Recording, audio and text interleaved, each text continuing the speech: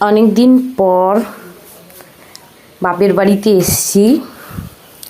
দেখো বন্ধুরা, আমাদের বাড়িতে কত থানকুনির পাতা হয়েছে।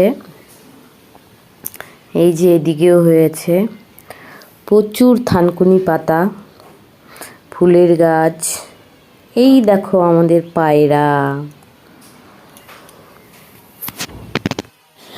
পায়রাগুলো বাচ্চা দিয়েছে। আর এটা হচ্ছে আমাদের নীল অপরাজিতা ফুলের গাছ, আর সাদা অপরাজিতা ফুলের গাছ আছে, তোমাদেরকে দেখাচ্ছি। এই দেখো এখানে 3টে ফুল ফুটেছে, ফুলের গাছ হয়েছে। এই যে সাদা অপরাজিতা, কাদের কাদের লাগবে আমাদের বাড়িতে চলে আসবে। অনেক ফল হয়েছে, শুকোলেই ফল হবে।